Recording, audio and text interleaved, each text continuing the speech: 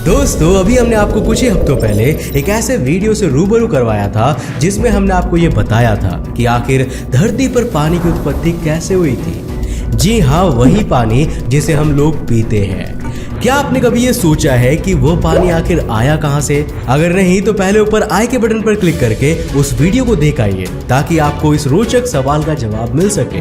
अगर आप उसको देखे बिना इस वीडियो को देखेंगे तो आपको पहले ही चेतावनी दे देते हैं कि इस वीडियो में बहुत सारे मेजर स्पॉयलर्स हैं जिनके बारे में जानने के बाद शायद आपको ये वाली वीडियो थोड़ी सी समझ में ना आए। और अब चेतावनियां हो गई है तो चलिए वीडियो में आगे बढ़ते हैं। दोस्तों इस वीडियो में हमने आपको ये बताया था कि आखिर पानी की उत्पत्ति कैसे धरती पर एस्ट्रॉइड्स और मीटेओराइट्स की मदद से हुई थी, जो सच में एक दिल दहला देने वाली बात थी। अब सालों तक रिसर्च और ऑब्जर्वेशन करते हुए हम लोग पहले एस्ट्रॉइड वाले इस नतीजे पर पहुंचे ही थे कि तब जाकर वैज्ञानिकों को ऐसा एहसास हुआ कि उनके सैंपल में कलेक्ट किए गए जो मीटेओराइट्स थे उनमें तो वो पानी मौजूद ही नहीं था जो इस समय हमारे ओशियंस में उपलब्ध है, जिसका मतलब कि उस एस्ट्रॉइड वाटर से भी कोई ना कोई छेड़छाड़ जरूर हुई थी। और बस इसी आशंका के चलते जब इस रिसर्च को आगे बढ़ाया गया तो पता चला कि धरती पर पानी लाने के लिए हमारे सूरज को बहुत बड़ा क्रेडिट जाता है, और अगर सूरज अपना महत्वपूर्ण योगदान ना देता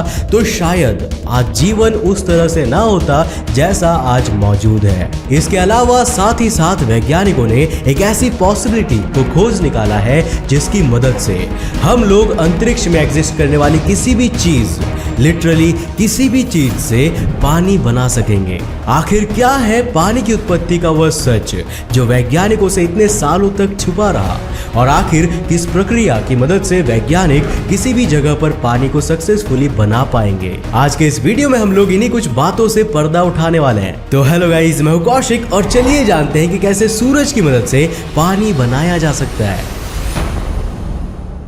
दोस्तों ये कहानी शुरू होती है आज से 4.5 बिलियन साल पहले,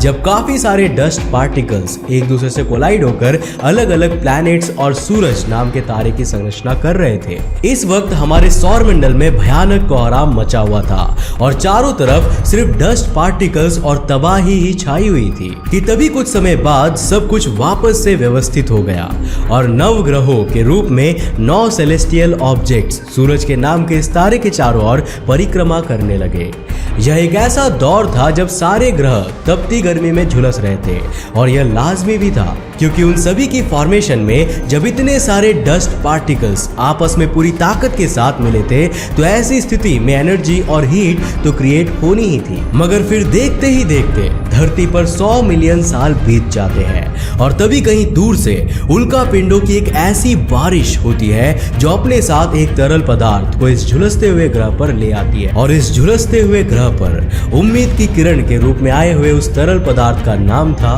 पानी, यानी कि लिक्विड वाटर। एटलीस्ट कुछ सालों पहले तक तो वैज्ञानिकों को ये कहानी इतनी सिंपल ही लगती थी, पर इस छोटी सी कहानी में ट्विस्ट एंड टर्न्स के बारे में तो अब पता चला है जब वैज्ञानिकों ने शक होने पर मीटेओराइट्स में पाए जाने वाले पानी की जांच की और उसी के पैरेलल में हमारे ओशियंस में पाए जाने वाले पानी की जांच पड़ताल की गई। तब उन्हें यह पता लगा कि जो मीटेओराइट्स में पाया जाने वाला पानी था उसमें ड्यूटीरियम की मात्रा ओशियन वाटर से कई गुना ज्यादा थी। अब जिन लोगों को नहीं पता उन्हें बता दूं कि ड्यूटीरियम हाइड्रोजन का ही एक ऐसा आइसोटोप होता है जिसमें एक न्यूट्रॉन की मात्रा नॉर्मल हाइड्रोजन से अधिक मौजूद होती है, और इसके अलावा मॉलिक्यूलर मास के मामले में भी ड्यूटीरियम हाइड्रोजन से ज्यादा भारी होता है। सीधे शब्दों में कहें तो ड्यूटीरियम भी एग्जैक्ट हाइड्रोजन ही होता है, बस उसका वजन थोड़ा ज्यादा होता है जिस वजह से उसमें कुछ बदलाव आ जाते हैं। पर अब वैज्ञानिकों को यह समझ में नहीं आ रहा था कि अगर पानी का स्रोत सही है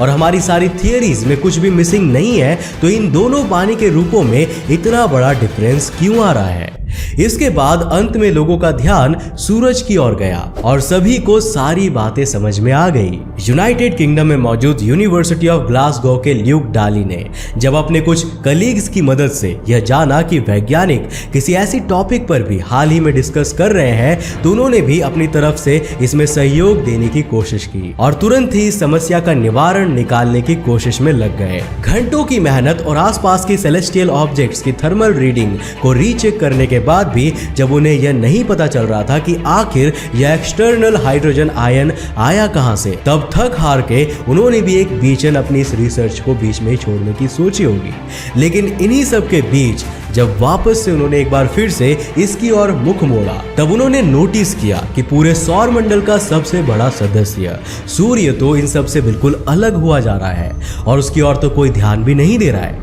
ये उनके लिए एक यूरेका मोमेंट था, जिसके बाद उन्होंने सूरज के कोरोना और उसके स्ट्रक्चर को स्टडी करने के बाद जब उसकी रेंज और सोलर विंड के बारे में और ज्यादा डीपली स्टडी किया और घंटों घंटों तक पढ़ाई और रिसर्च करने के बाद तब जाकर फाइनली ल्यूक डायली को अपने सवालों का जवाब मिल गया। उनके हिसाब से जब मीटियोराइट्स का वो शावर धरती के एटमॉस्फेयर में एंटर करने वाला होगा, उससे पहले ही सोलर विंड में चल रहे हाइड्रोजन आयंस ने उस मीटियोराइट को चार्ज कर दिया होगा। इस थियोरी पर बिलीव करना और भी ज्यादा ट्रस्टवर्दी इसीलिए है क्योंकि जिन जिन मीटियोराइट्स को हम लोग धरती के पानी का स्रोत मानते हैं, उनमें से ऑलमोस्ट सभी मीटियोराइट्स इररेडिएटेड यानी कि रेडिएशन से लबालब थे।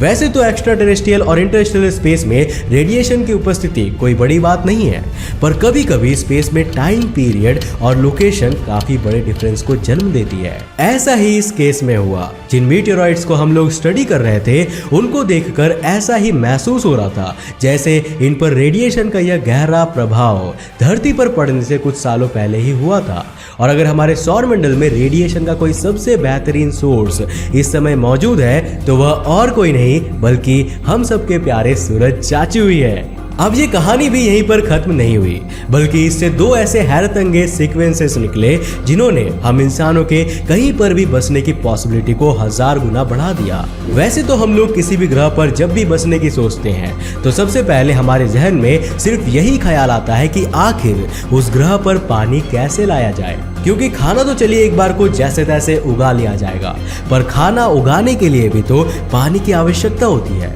जिसका मतलब कि पानी के बिना किसी भी जगह पर इंसानों का सर्वाइवल असंभव है। और बस इसी समस्या को सॉल्व करता है हमारा आगे का क्लासिफिकेशन। दरअसल ल्यूक डायली ने इतोकावा नाम के एक एस्ट्रॉइड को अपनी रिसर्च का बेसिस माना था, जिसके सैंपल्स साल 2010 में जापानीज स्पेसक्राफ्ट हायाबुसा अपने साथ धरती पर लाया था। उन्होंने अपने क्लासिफिकेशन रिसर्च में यह गौर किया था कि जब किसी मीटियोराइट के डस्ट पार्टिकल्स पर इस रेडिएशन और हाइड्रोजन आयन के सागर का प्रभाव पड़ रहा था, तब उससे इतने ज्यादा पानी की उत्पत्ति हो रही थी जिसकी आप कल्पना भी नहीं कर सकते। फिर भी अगर मैथमेटिकली बताएं तो सूरज के रेडिएशन इफेक्ट और सोलर विंड्स के प्रभाव में आने से उस एस्ट्रॉइड का 1 मीटर क्यूब तकरीबन 20 लीटर पानी को पैदा कर रहा था। और यहीं पर मिली वैज्ञानिकों को एक नई उम्मीद। लंदन में मौजूद द नेचुरल हिस्ट्री म्यूजियम के एशली किंग से भी जब इस बारे में पूछा गया, तो उन्होंने भी यही बताया कि यह संपूर्ण मानवता के लिए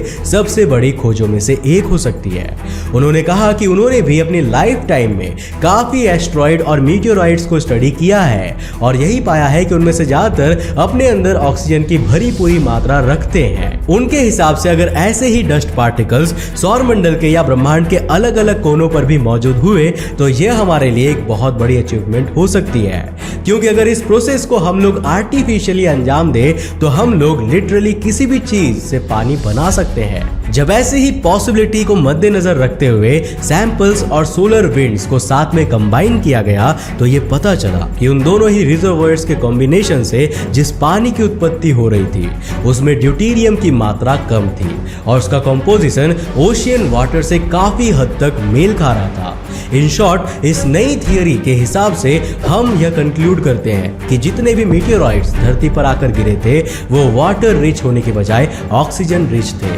और जब वही ऑक्सीजन रिच मीटियोराइट्स धरती की ओर ट्रैवल कर रहे थे, तो उन पर सोलर विंड का बहुत गहरा असर पड़ा। और उसके बाद जब हाइड्रोजन और ऑक्सीजन का यह संगम होता है, तो एज ए रिजल्ट हमें हमारा सबसे महत्वपूर्ण एलिमेंट पानी मिलता है। अब इससे तो आप सभी लोग वाकिफ है, इस स्टडी ने पानी की आशंकाओं को काफी हद तक रिवोल्यूशनाइज्ड कर दिया और बस इसी से यह हाइपोथेटिकल रास्ता निकल गया कि अगर हम लोग किसी तरह से डस्ट पार्टिकल के कॉम्पोजिशन को मैनिपुलेट कर सके और सूरज के रेडिएटेड इफेक्ट को और सोलर विंड्स को अपने मन मुताबिक कंट्रोल कर सके तो हम लोग हर जगह से पानी बना सकते हैं और हमारे लिए किसी भी ग्रह पर बसना उतना मुश्किल नहीं रह जाएगा जितना हम इस वक्त उसे इमेजिन कर रहे हैं। वैसे आपको क्या लगता है, क्या यही पानी का पूरा सच है या इसमें अभी और भी नए खुलासे आने बाकी है जो हमें वक्त के साथ देखने को मिलेंगे? हमें नीचे कमेंट करके अपनी राय जरूर देना। अब मुझे उम्मीद है दोस्तों कि आज के इस वीडियो से आपने काफी कुछ नया सीखा होगा।